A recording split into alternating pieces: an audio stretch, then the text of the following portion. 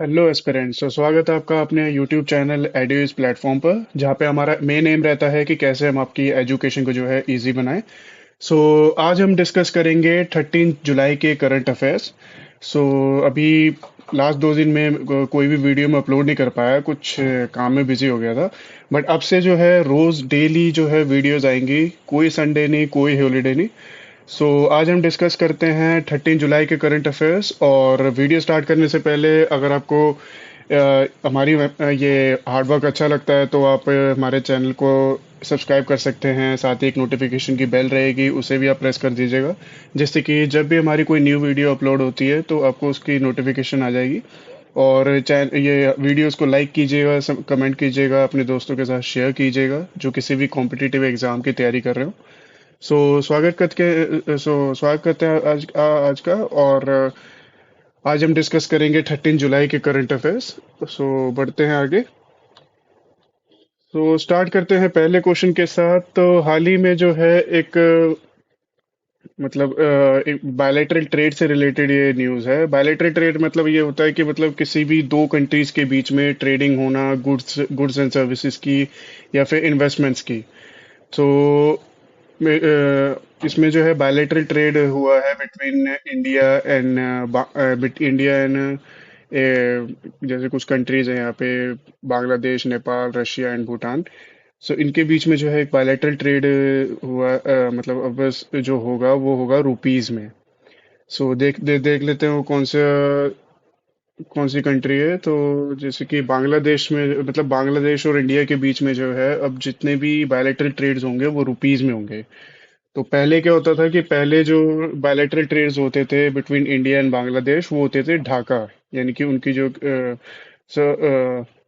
Sorry या सो ये bilateral trade हुआ है, ये बायलैटरल ट्रेड का जो डिसीजन लिया गया है वो लिया गया है ढाका में, जो कि बांग्लादेश की कैपिटल है। सो अब जो है ये डिसीजन लिया गया है कि अब जो है जो भी बायलैटरल ट्रेड होंगे वो सारे रुपीस में होंगे। और ये डिसीजन लिया गया है बांग्लादेश के गवर्नर जो हैं अब्दुल रऊफ तालुकदर, गवर्नर जनरल जो हैं सेंट्रल बैंक ऑफ बांग्लादेश के, उनकी तरफ से। और ये जो ये जो डिसीजन पास किया गया है, ये किया गया है 11 जुलाई को in Bangladesh bank and Indian high commission के बीच में। सो जैसे कि बांग्लादेश जो है इंडिया का बिगेस्ट ट्रेडिंग पार्टनर है इन साउथ एशिया। सो इससे जो है, इस डिसीजन से जो है, जो भी इन्वेस्टमेंट्स रहेंगी, जो भी गुड्स एंड सर्विसेज की ट्रेडिंग रहेगी, उसमें जो है इम्प्रूवमेंट और और इम्प्रूवमेंट हो जाएगी। बढ़ते हैं आगे। नेक्स्ट क्वेश्चन ये है कि मतलब international finance services centre authority, यानी कि IFSCA, उन्होंने एक MOU साइन किया है विद IIML EIC। हाल ही में एक MOU साइन किया गया है। तो ये किया गया है 11 जुलाई को नोएडा लोकेशन में, नोएडा कैंपस इन Uttar Pradesh. Basically IIM institutional insurance centre, EIC के, और the international finance services centre authority, IFSCA, इन दोनों के बीच में MOU साइन हुआ है, जिसका जो कि मेन एम है वो कोऑपरेशन और अंडरस्टैंडिंग है to the support of fintech and techfin companies. ये था इस क्वेश्चन के बारे में। बढ़ते हैं आगे। इंडिया और एक कंट्री के बीच में एक और MOU साइन हुआ है for the various development projects. अभी जो है हाल ही में, मतलब कई MOUs जो है आपने देखे हैं कि साइन हुए हैं बिटवीन डिफरेंट कंट्रीज। इस MOU के बारे में, ये MOU जो है साइन हुआ है between Maldives and India.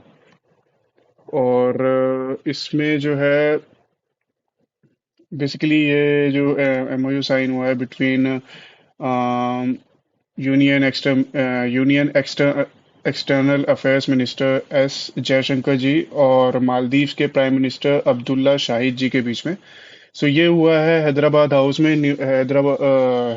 House, new Delhi location में, 11 जुलाई को।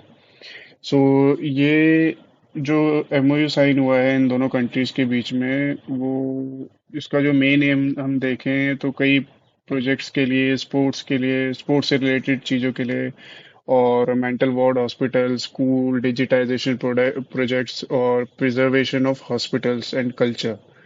सो बेसिकली इन सब के लिए जो है मेन एम रहा है इस एमओयू का। सो बढ़ते हैं आगे, जैसे कि यूनियन मिनिस्टर ने जो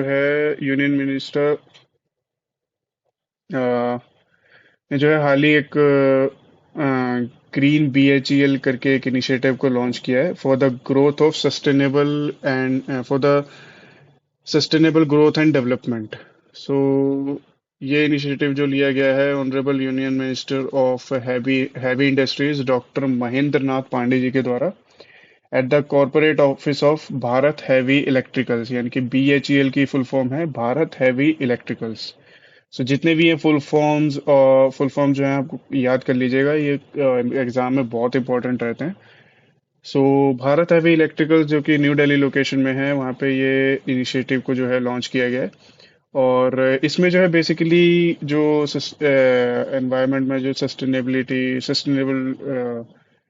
ग्रोथ के लिए और डेवलपमेंट के लिए जो है ये इनिशिएटिव लॉन्च किया है। बेसिकली जो है कार्बन यूजेज इससे कम हो जाए, कम हो जाए, इसके लिए ये इनिशिएटिव जो है लॉन्च किया गया है।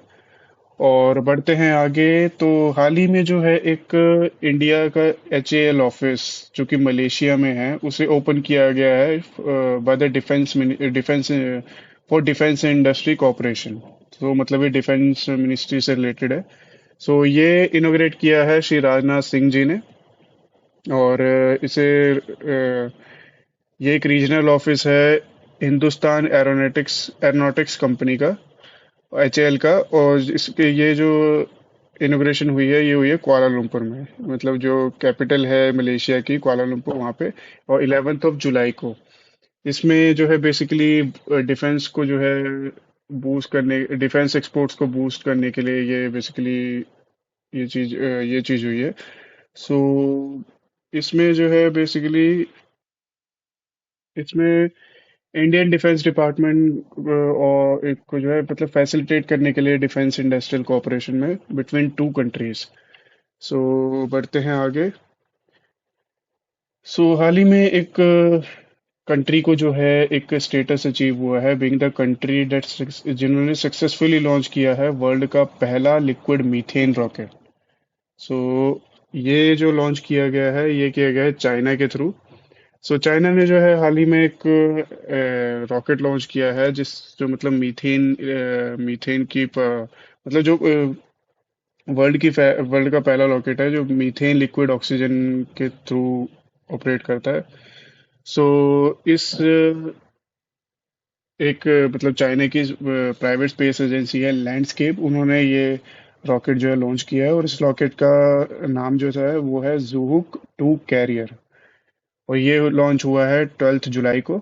और इसके साथ ही चाइना ने जो है एक स्टेटस अचीव कर लिया है to to successfully launch the world's first liquid methane rocket. और बढ़ते हैं आगे, मतलब इससे पहले जो है एक और चीज़ है कि मतलब लैंडस्केप का जो है सेकंड अटेम्प्ट है। इससे पहले उन्होंने फर्स्ट अटेम्प्ट जो है दिसंबर में लॉन्च करने का ट्राई किया था, बट वो हो नहीं पाया था। बट अभी जो है उन्होंने ये रॉकेट जो है लॉन्च कर दिया है। सो बढ़ते हैं आगे, जैसे कि गवर्नमेंट मतलब एक स्टेट की गवर्नमेंट ने हाल ही में एक प्रोजेक्ट को अप्रूव किया है, जिसमें कि दो 800 मेगावाट के थर्मल पावर्ड प्रोजेक्ट्स को जो है इंस्टॉल किया जाएगा। सो ये किया गया है उत्तर प्रदेश में जो है हाल ही में ये प्रोजेक्ट को अप्रूव किया गया है। सो देख लेते हैं, जैसे कि उत्तर प्रदेश स्टेट कैबिनेट ने जो है ये प्रोजेक्ट को अप्रूव किया है 11th ऑफ जुलाई को, जिसमें कि जो है दो थर्मल पावर लगेंगे 800 मेगावाट के। सो ये लगेंगे सोनभद्रा डिस्ट्रिक्ट में, जिनकी कॉस्टिंग होगी अराउंड 18,000 करोड़ रुपीज। सो ये इम्पोर्टेंट क्वेश्चन रहने वाला है, बिकॉज इसमें जो है दो थर्मल पावर्स प्रोजेक्ट्स को जो है इसमें लॉन्च किया है, मतलब अप्रूव किया गया है। और बढ़ते हैं आगे। सो हाल ही में एक ऐप लॉन्च हुआ है, मोबाइल दोस्त ऐप। सो ये हुआ है लॉन्च जम्मू एंड कश्मीर में।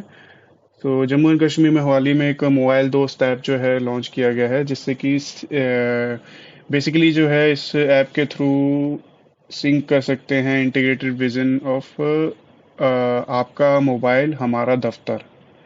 सो बेसिकली मतलब जो भी ऑफिस के जितने भी काम रहेंगे या कुछ भी रहेगा, वो ज़्यादातर काम जो है वो आप इस मोबाइल ऐप से ही जो है कर सकते हैं।